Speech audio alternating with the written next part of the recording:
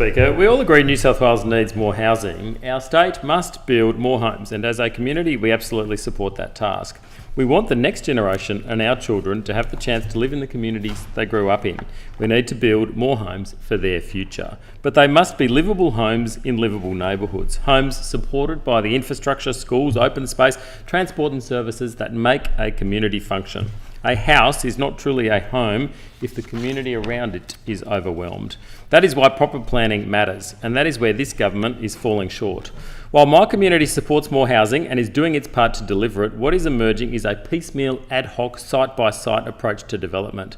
It has increasingly become a free-for-all for developers. Strategic, precinct-wide planning that considers cumulative impacts and infrastructure provision is giving way to a haphazard system driven by the Housing Delivery Authority and the State Significant Development Pathway. Where once communities could rely on coherent plans, we now have planning by exception.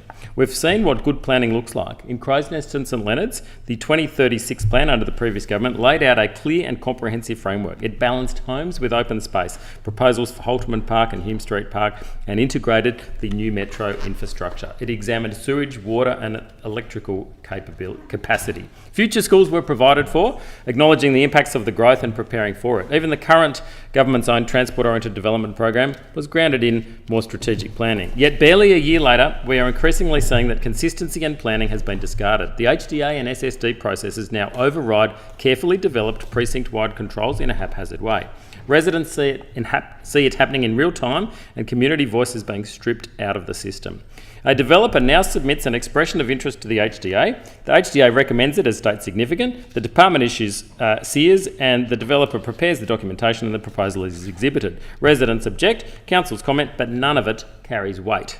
The last safeguard that sent contentious projects to the Independent Planning Commission was removed by this government late last year. 50 objections no longer trigger review. Council objections no longer trigger review. This is not planning, it is in effect a rubber stamp.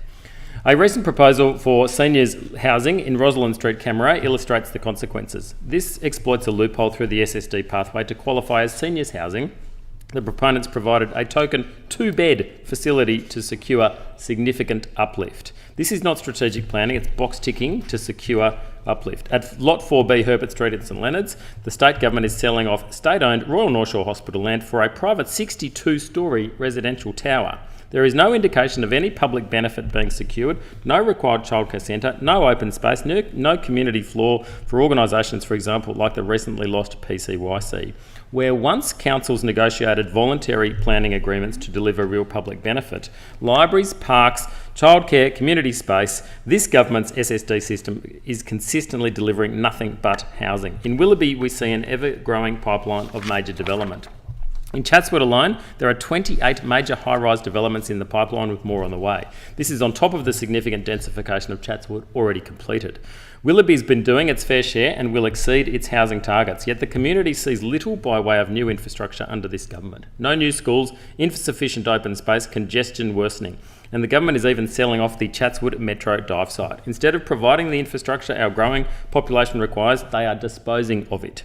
On Penshurst Street, major redevelopment right next to Willoughby Girls High and Willoughby Public School represents a missed opportunity to safeguard land for the future expansion of our public schools, something parents have been calling for as enrolments steadily climb.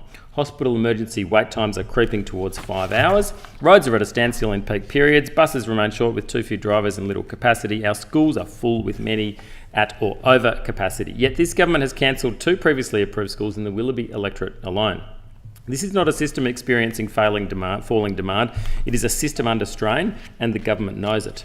Communities want housing, they absolutely support it, but planning must be transparent, it must be strategic, it must be balanced, and it must involve the community. New housing should enhance livability, not diminish it. It should add to the social fabric, not erode it. If the government wants communities to embrace housing, it must build trust again. There should be genuine precinct-wide planning that considers cumulative impact, not just individual sites. Because when planning becomes a free-for-all, community confidence will collapse. We all want a New South Wales where our children can afford to live close to home, but that requires homes that are well planned, well supported and well loved by the communities they are part of. Communities deserve better, and I will continue to stand up for the community of Willoughby and beyond.